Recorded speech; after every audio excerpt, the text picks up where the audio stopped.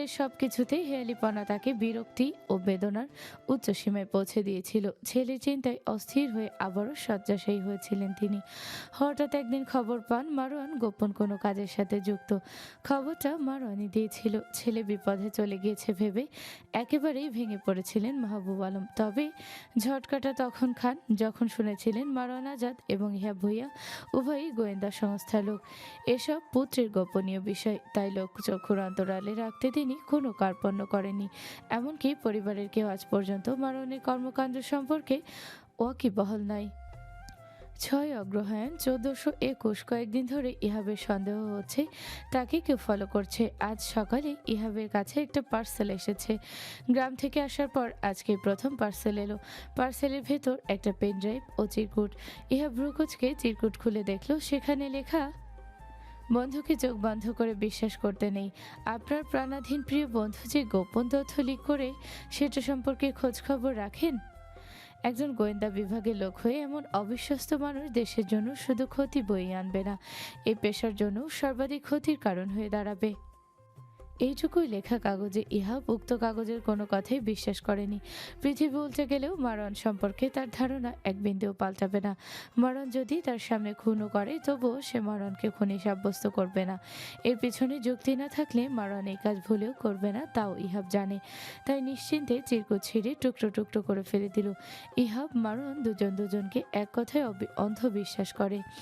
এসব পেশায় এরকম কত কিছু আসে, সব কিছু বিশ্বাস করতে নেই। তাছাড়া তাদের একটা গুরুত্বপূর্ণ মিশন চলছে। এই সময় শত্রুপক্ষের কোনো চাল কিনা সেটাও একটা প্রশ্ন। এর কিছুদিন পর আবারও একটা চিরকুট ইহাবের দোরগোড়ায় পৌঁছেছিল। চিরকুটে লেখা ছিল, অন্ধবিশ্বাস ক্ষতির কারণ। আপনি যেমন আপনার বন্ধুকে চোখ বন্ধ করে বিশ্বাস করেন, তিনিও কি আপনাকে তেমনই বিশ্বাস করেন? আর সেদিনে পেনড্রাইভটা নিশ্চয়ই দেখেননি, দেখলে অন্ধবিশ্বাস খানিক হলেও কমতো। চিরকুটটি পরে ইহাবে টনক নড়েছিল। পেনড্রাইভটা তো সে আসলেই সেদিন দেখেনি, অকাজের ভেবে ফেলে রেখেছিল। দ্রুত পেনড্রাইভটি ল্যাপটপে সেট করে দেখেছিল আসলেই শত্রুপক্ষকে তথ্য ফাঁস করছে মারওয়ান। বেশ কয়েক স্থানে তার তথ্য ফাঁস করার, শত্রুদের সাথে হাত মেলানোর ছোট ছোট ক্লিপ, ভিডিও, অডিও ইহাবের চোখের সামনে উন্মোচিত হচ্ছিল। আর তার বুকে ব্যথা বেড়ে যাচ্ছিল। ইহা প্রথমে বিশ্বাস করেনি এই ভিডিও কিংবা অডিও, এডিট ভেবেছিল। তারপর পরীক্ষা করে দেখেছে এটা আসল ভিডিও, কোনোটাই এডিটেড নয়। তবুও নিজেকে আশ্বাস দিয়েছিল মারওয়ানের এই কাজের পেছনে নিশ্চয়ই কোনো যুক্তি আছে। চোখের সামনে প্রধান প্রমাণ উপস্থিত থাকার পরেও ইহাব মারওয়ানকে অবিশ্বাস করতে নিমরাজি ছিল। বেশ কয়েকদিন ইহাব রাতে ঘুমাতে পারছে না, কোনো কাজেও মনোযোগ দিতে পারছে না। মারওয়ান চট্টগ্রামে একটা মিশনে গেছে, তো কবে আসবে ঠিকানাটাও নেই। ইহাব নিজেকে দমাতে না পেরে চিঠি লিখতে বসলো। প্রাণাধিক নম্বর 1, কেমন আছিস তুই? আমি ভালো নেই। বেশ কয়েকদিন হয় ঘুম চোখ থেকে উধা হয়ে গেছে, কোনো কিছুতে মনোযোগ দিতে পারছি না। কাজ শেষ করে শীঘ্রই ঢাকামুখী হবি। তোর সাথে জরুরি বিষয়ে আলাপ আছে। আচ্ছা, আমিও তুই কতটুক বিশ্বাস করিস? যদি কোনোদিন দেখিস আমি তোর সাথে নেই, তাহলে কি আমার উপর আস্থা হারাবে? এতে তোর কেন্দ্রবিন্দু। চিঠির ফিরতি উত্তর এলো দুদিন পর। সেই চিরায়ত রূপে লেখা চিঠি। ইহাবের চিঠির ফটোকপি শুরুতে লাগিয়ে মারওয়ান টানা টানা হাতে লিখিত চিঠি। কেন্দ্রবিন্দু, কাজ নিয়ে প্রচুর ব্যস্ততা যাচ্ছে। শীঘ্রই তোর সাথে একত্রিত হব। না হওয়া খাওয়া বাদ দিয়ে সন্ত্রাসীদের আস্তানায় ঘাঁটি স্থাপন করতে হয়েছে। খুবই রিস্কি কাজ। চিঠিটা খুবই গোপনে লিখতে হচ্ছে, তাই বেশি কিছু বলার সুযোগ নেই। শোন, বেশি চিন্তা করবি না, যত্ন নিস শরীরের। আমি এসেই তোর মন খারাপ ভ্যানিশ করে দেব। আর তোকে আমার নিজের থেকেও বেশি বিশ্বাস করি। আমাকে অবিশ্বাস করতে পারবো, কিন্তু তোকে না। সেদিন কোনোদিনও আসবে না যে তুই আমার সাথে থাকবি না, তাই আস্থা হারানোর প্রশ্নই আসে না। ইতি। পড়া শেষে চিঠির উপরে ইহাব বার কয়েক হাত বোলালো। নিজের নাম কোনোদিনও শেষে লেখে না মারওয়ান, সবসময় ডট ডট ব্যবহার করে। সবকিছু যেন এমন ঠিকঠাক থাকে সেই প্রার্থনা করলো ইহাব। তার কেন যেন মনে হচ্ছে বিরাট একটা ঝড় আসতে চলেছে তাদের জীবনে, যা তাদের সবার জীবনকে উলটপালট করে দিবে। ইহাবকে তছনছ করতে সেবারের মিশন প্রধান অর্থাৎ এসিডি প্রধানের একটা ফোন কলে যথেষ্ট ছিল। মারণ সম্পর্কে তার কাছে নেগেটিভ অনেক তথ্য পৌঁছে গিয়েছিল। ইহাব এ সম্পর্কে জেনেও কেন কোনো ব্যবস্থা নেয়নি তার জবাবদিহি চেয়েছেন ডিপার্টমেন্টের হেড। ইহাব ভয়ের ব্যবস্থা নেবে, নয়তো চিরকালের জন্য তাকে এবং মারণকে সাসপেন্ড করে জেলে পুরে দেওয়া হবে। হয়তো এই দ্বিচারিতার জন্য উভয়কে দেশদ্রোহী মামলায় ফাঁসিয়ে দেওয়া হবে। এর শাস্তি অবশ্যই মৃত্যুদণ্ড নিশ্চিত করবেন হেড। ইমতিয়াজ ভুঁইয়া ততদিনে গ্রামের চেয়ারম্যান আসনে নির্বাচিত হয়েছেন। কোনোভাবে এসব খবর তার কানে পৌঁছলে ইহাব মারওয়ান সম্পর্কে যা জানে তা যেন এসএডি অর্থাৎ সিক্রেট অ্যাফেয়ার্স ডিভিশন ডিপার্টমেন্টের হেডকে দিয়ে দেয়। তা নিয়ে জোর জবরদস্তি শুরু করেন। তার মতে অন্যের দোষ নিজের ঘাড়ে টানার কোনো কারণ নেই। দোষ করেছে মারওয়ান, সেখানে ইহাব কেন ফাঁসবে? এসব বলে ছেলেকে ফুসলাতে থাকেন তিনি। মাহবুব আলমের মতো ইমতিয়াজ ভুঁইয়া ছাড়া পরিবারের আর কেউই ইহাবের কর্মকাণ্ড সম্পর্কে জ্ঞাত নয়।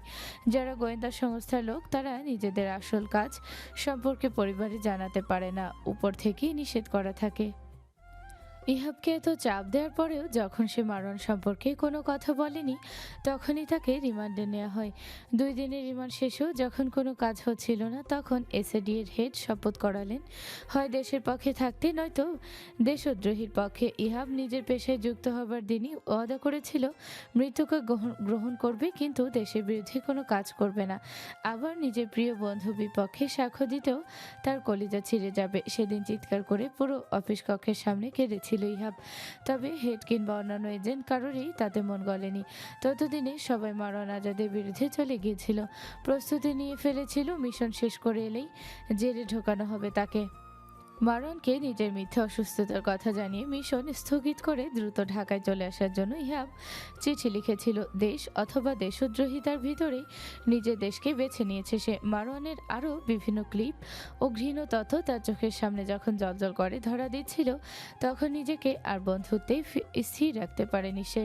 নিজেদের বন্ধুত্বের জন্য চোখের সামনে থাকা প্রমাণে আর কত অবিশ্বাস করবে ইহাব? সবার আগে সে একজন গোয়েন্দা, তারপর বন্ধু। এই শপথ করেই তো সে গোয়েন্দাগিরিতে নিযুক্ত হয়েছিল। মারওয়ান যেদিন ঢাকায় এসে পৌঁছলো ততদিনে আবেগ অনুভূতি সব কবর দিয়ে পাথরে পরিণত হয়ে গিয়েছিল ইহাব। মারওয়ান ইহাবকে দেখে জড়িয়ে ধরেছিল। ইহাব কোনো আগ্রহ দেখায়নি। মারওয়ান তা দেখে বলল, শরীর মন বেশি খারাপ নাকি? চিন্তা নেই, আমি এসে পড়েছি না। বলে আবারও বন্ধুকে জোরে চেপে ধরল। মারণ যদি জানতো যাকে জড়িয়ে ধরেছে সে শুধুই বন্ধুর খোলস কিন্তু ভেতরে একজন গোয়েন্দা তাহলে বোধহয় জড়িয়ে ধরতো না। আবার তার অসুস্থতার চিঠি পেয়ে হুড়োহুড়ি করে মিশন স্থগিত করেও আসতো না। ইহাব রোবটের মতো বলল, কাল অফিসে দ্রুত চলে আসিস। তা আসবো, তুই রেস্ট না নিয়ে অফিসে যাচ্ছিস নাকি? ইহাব প্রত্যুত্তর করেনি। মারওয়ান বলল, কি হলো, বেশি খারাপ লাগলে চল কোথাও ঘুরে আসি। প্রয়োজন নেই। এটুকু বলে ইহাব প্রস্থান করলো। মারওয়ান ইহাবের অদ্ভুত আচরণের কোনো কারণ খুঁজে পেল না, শরীর খারাপ ভেবে আর ঘাটালো না। 5ই কার্তিক 1422 বঙ্গাব্দ। পরের দিন অফিসে পা রেখে মারওয়ানের সবকিছু কেমন অদ্ভুত লাগছিল। অন্য সময়ে কোনো কাজ শেষ করে ফিরলে বাকি এজেন্টরা এসে কোলাকুলি করত, কিন্তু এবার সকলের চোখমুখ কুঁচকে ছিল। ইহাবকে আশেপাশে কোথাও দেখলো না। তাকে অফিসে আসতে বলে নিজেই গায়েব। হেড তার সামনে এসে দাঁড়াতে মারওয়ান সালাম দিল। তিনি কোনো উত্তর না দিয়ে বললেন, গোয়েন্দা তথ্য ফাঁস করা অপরাধে তোমাকে সাসপেন্ড করা হলো, সেই সাথে পুলিশের হাতে হস্তান্তর করা হবে। মারওয়ান আকাশ থেকে পড়েছে এমন ভঙ্গিমায় হেডের দিকে চাইল। অবাক গলায় বলল, এসব কি বলছেন স্যার? হেড রাগান্বিত গলায় বললেন, যা শুনলে তাই বলেছি। আপনার সম্ভবত কোথাও ভুল হচ্ছে। আমার কোথাও ভুল হচ্ছে না। মারওয়ান পুরো অফিস রুমের সবার দিকে চাইল। প্রত্যেকের চোখে ঘৃণা। সকলে সোজা হয়ে দাঁড়িয়ে তার দিকে কটাক্ষ দৃষ্টিতে চেয়ে আছে। এতদিন এরাই তাকে স্যার স্যার বলে মুখে ফেনা তুলে ফেলতো, অথচ আজ তাদের সবার মুখ ঘৃণ অথচ তিক্ততায় কুচকে আছে। হেড মাল্টিমিডিয়া প্রজেক্টরে মারওয়ানের এযাবৎকালের সকল কুকীর্তি দেখালেন। মারওয়ান অবিশ্বাস্য নজরে সেদিকে চেয়ে রইল। নিজের চোখের সামনে নিজেকে যেন অবিশ্বাস হচ্ছে, এ কিভাবে সম্ভব? মারওয়ান তো এমন কিছু কোনোদিন করেনি, তাহলে এই ভিডিও কারা করেছে? সে চিল্লিয়ে বলল, এগুলো এডিটেড স্যার, এটা আমি নই। এজেন্ট তাহমিদ বলল, এডিট করে এত রিয়েল ভিডিও বানানো সম্ভব? হেড তাচ্ছিল্য হেসে বললেন, এডিট নাকি রিয়েল সবেই পরীক্ষা করা হয়েছে, কোনোটা এডিট নয়। তোমার কাছে এ ধরনের জালিয়াতি বিশ্বাসঘাতকতা আমি আশা করিনি। মারওয়ান চিৎকার করে বলল, বিশ্বাস করুন স্যার, এসব মিথ্যা, ভুয়া। এজেন্ট তাহমিদ আবারও বলল, চোখের সামনে দেখেছি আপনি, অথচ এখন বলছেন এগুলো ভুয়া, মিথ্যা। মিথ্যা ধরা পড়ে যাওয়ার মাথায় আউলিয়া গিয়েছে নাকি মিস্টার? সকল এজেন্ট হেসে ওঠে। এজেন্ট আহমেদকে সমর্থন করলো। মারওয়ান লজ্জায় অপমানে মাথা নিচু করে ফেলল। ইহাব অফিস রুমে এসে দেখলো মারওয়ান মাথা নিচু করে আছে। হেড তাকে দেখা মাত্রই বলল, আসো। ইহাবকে দেখে মারওয়ানের বুকে আশার আলো জ্বলল। এগিয়ে এসে বলল, হাব দেখ, সবাই কি সব বলছে। তুই তো জানিস আমি কেমন। সবাইকে বল প্লিজ, আমি কোনোদিনও বিশ্বাসঘাতকতা করতে পারি? তুই বল। হেড ইহাবকে উদ্দেশ্য করে বললেন। কিভাবে কি পেয়েছো সব খুলে বলো। ইহাব মারওয়ানের দিকে এক পলক চেয়ে বিগত কয়েক মাসের সবকিছু খুলে বলল। মারওয়ানের চারপাশে যেন বজ্রাঘাত হলো। কেমন ঘোলাটে লাগছে সবকিছু। ইহাব যাকে সে প্রাণের চেয়েও বেশি ভালোবাসে, বিশ্বাস করে সে তার বিরুদ্ধে বলছে, এও সম্ভব? এসব কিছু মিথ্যা। ইহাব এসব বলতেই পারে না। সে নিশ্চয়ই ভুলভাল দেখেছে। অফিস রুমের প্রত্যেকটি এজেন্ট তাকে ধিক্কার জানালো। অপমান অপদস্থ করে সেদিন তাকে সাসপেন্ড করে দেওয়া হলো। এত চাপ সহ্য করতে না পেরে মারওয়ান সেদিন মারাত্মক জ্বর নিয়ে গ্রামে চলে এলো। কারোর সঙ্গে কোনো আলাপ না করে একেবারে বাকরুদ্ধ হয়ে শয্যাশায়ী হয়ে পড়ল।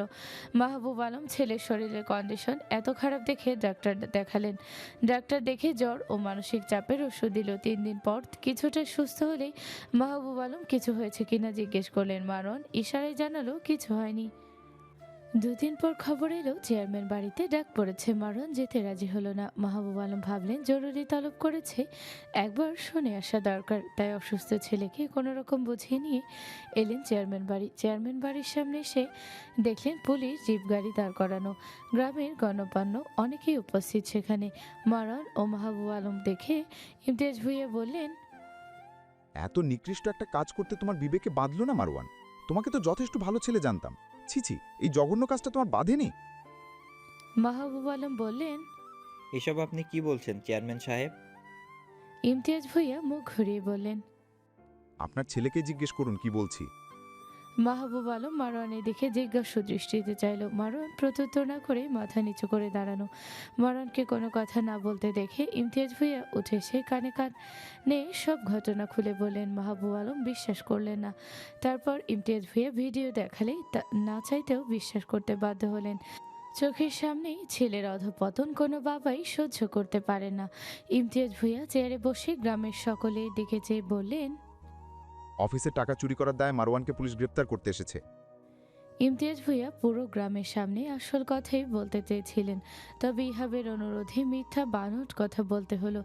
গোয়েন্দাগিরি সিক্রেট জিনিস, এই পেশা সম্পর্কে সবাইকে জানানো যায় না, তাদের নিষেধ করা থাকে। ইমতিয়াজ ভুঁইয়ার কথাই উপস্থিত জনতায় ছিছিরর রব পড়ে গেল। অনেকে বিশ্বাস করতে চায়নি মারওয়ান সম্পর্কে যথেষ্ট ধারণা তাদের। ইমতিয়াজ ভুঁইয়া হিংসা থেকে এসব বলছেন, তাও অনেকে কানাঘুষো করলো। এসব শুনে তিনি ক্ষোভে ফুঁসতে লাগলেন।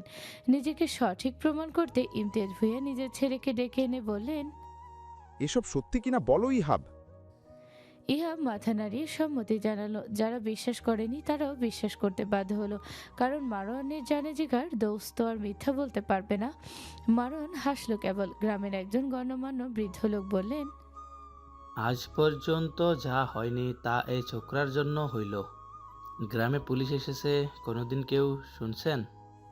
সকলে নানা করে উঠল। তিনি আবারও বললেন, তোমারে তো ভালো ভাবছিলাম মাহবুবের পোলা, কি সাংঘাতিক কাণ্ড! টাকা চুরি! ছেলের নিয়ে এই আদর্শবান বানাইছো মাহবুব। শেষের প্রশ্নটি মাহবুব আলমের দিকে দৃষ্টিপাত করে বললেন বৃদ্ধ লোকটি। মাহবুব আলম মারওয়ানকে ছেড়ে কঠোর দৃষ্টিতে চেয়ে ভরা চেয়ারম্যান বাড়ির সামনে ঠাস ঠাস করে কয়েকটা চর লাগালেন। মারওয়ান শক্ত হয়ে দাঁড়িয়ে থেকে চর খেলো। তার চোখ দুটো রক্ত জমে লালাপ হয়ে আছে। ইমতিয়াজ ভুঁইয়া বললেন, আল্লাহ কত মেধা দিছে, অথচ কাজ কামে ঢাড়স, পুরা মাথাটা কাটা গেল ওই পোলার জন্য।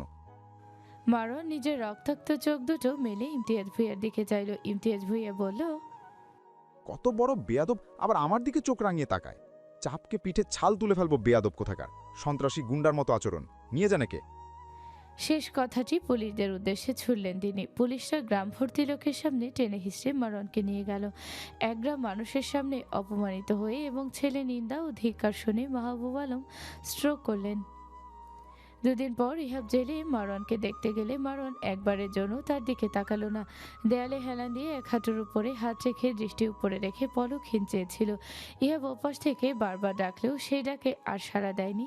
মারওয়ান আজাদ শুধু একবার ঘাড় কাত করে হো হো করে হেসে বলল, বন্ধুত্ব নাকি ছলনা? সেই যে কথা ফুরালো। এরপর ইহাব নামক যে অধ্যায় ছিল তা একেবারে দাফন করে ফেলেছিল মারওয়ান। মারওয়ান আজাদ পারলে নামটার কবরও বোধহয় সেদিন দিয়ে দিত। ইহাব নিজেও মুখ ফিরিয়ে নিয়েছিল। মারওয়ানের দোষ থাকা সত্ত্বেও ইহাবকে দোষী করাটা তার মোটেও পছন্দ হয়নি।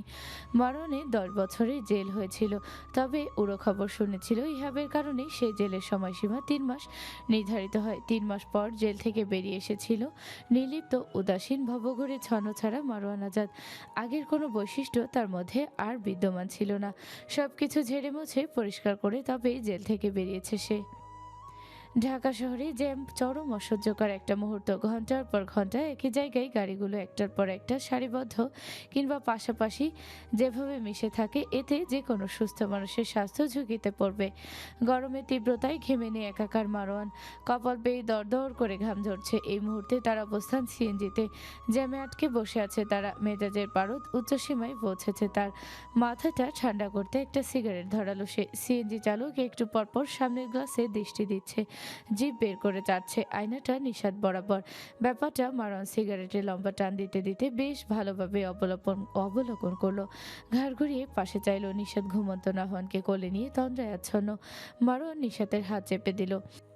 নিষাদ চোখ খুলে মারওয়ানের দিকে চাইলো। মারওয়ান নাহওয়ানকে কোলে তুলে ইশারায় তার সিটে বসতে বলল। দুজনে জায়গা অদল বদল করলো।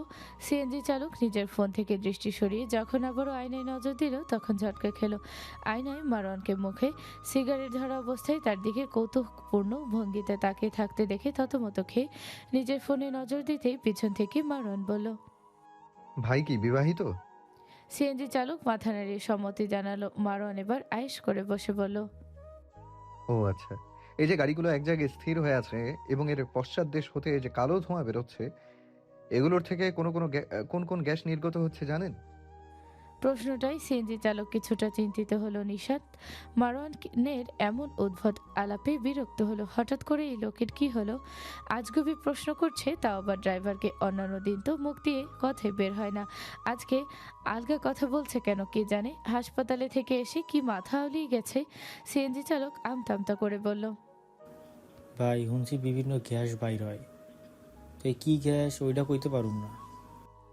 মারওয়ান মাথা নাড়িয়ে বলল, কোনো ব্যাপার না, আমি বলে দিচ্ছি।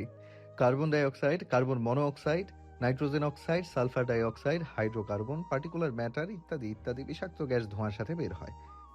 সিএনজি চালক মাথা নাড়িয়ে বলল, ভাই আমি মূর্খ মানুষ, এতগুলা গ্যাসের নাম যাই না, আমার কাজ কি? কতলা কঠিন কঠিন ব্যাপক নাম। অবশ্যই দরকার আছে। মনে করুন ঠাস করে মরে গেলেন, সবাই জিজ্ঞাসা করবে, আহা বেচারা কেমনে মরলো, কত ভালো মানুষ ছিল, আচমকা মরে যাওয়ার কারণ কি? তখন তো ডেথ সার্টিফিকেটে সব লিখতে হবে। সিএনজি চালক ভয় পেয়ে গেল। তা তার চেহারায় স্পষ্ট ফুটে উঠল। ভাই সাহেব এগুলো কেমন কথা? এসবই সত্য কথা। এখন আমার কি ইচ্ছে করছে জানেন? কি ইচ্ছা করছে? এখন আমার ইচ্ছে করছে গাড়ির পেছন দিয়ে যে বিষাক্ত কালো বাষ্প বেরিয়ে আসছে, সেই সাইলেন্সার পাইপের মুখে আপনার মুখ স্কচ টেপ দিয়ে আটকে সোজা আজরাইলের কাছে ছেড়ে আসি। মারওয়ান এতক্ষণ রসাত্মক কণ্ঠে কথা বলল, এবার তার কণ্ঠ বেশ উঁচু এবং চড়া মনে হলো।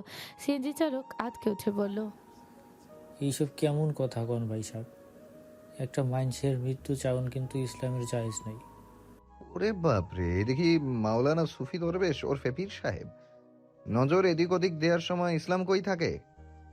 এমন থাবড়া মারবো ঘুরতে ঘুরতে সোজা কবরে চলে যাবি। বাসায় বউ রেখে অন্য নারীর দিকে তাকিয়ে আবার হাদিস শোনায়। মানে না ধর্মের কিছু, অথচ নিজের দরকারে ধর্ম এনে নিজেকে জাস্টিফাইড করার চেষ্টা করে, শালা হারামি। মারওয়ানের কঠিন দৃষ্টি এবং রূঢ় ব্যবহারের কারণে মুহূর্তে উদ্ঘাটন করতে পারল চালকটি। প্রথমে মিনমিন করলেও পরে গলা বড় করে বলল, আপনারা নাইমা যান, আপনাকে আমি নিয়ে যাইতে পারুম না। মারওয়ান নিজের বুক পকেট থেকে কলম বের করে লোকটার পিছনে গুতা দিয়ে বলল, তুই যাবি, তোর খাঁড়ও যাবে। সোজা যেখানে বলেছি সেখানে যাবি, নয়তো গুলি করে একদম পিঠ ঝাঁঝা করে দেব। সিএনজি চালক ভীত গলায় বলল, মূর্খ হইবার পারি, তবে বলদ না। আমি দেখছি ওইটা কলম, আমারে ভয় দেখাইলে হইব না। কে বলেছে এটা কলম? এটা ডিজিটাল গুলি, দেবো নাকি ঢুকিয়ে? আচ্ছা ওইটা সরান, আমি যাইতাছি। আর তুই তুকারি করেন কেন? ড্রাইভার দিঘা কি আমি মানুষ না? মারোয়ান পকেটে কলম ঢুকাতে ঢুকাতে বলল, তুই বেটা আসলেই অমানুষ। সময় থাকতে নজর ঠিক কর, নয়তো তোর ভবিষ্যৎ মাইর খেয়ে মরণ ছাড়া আর গতি নেই।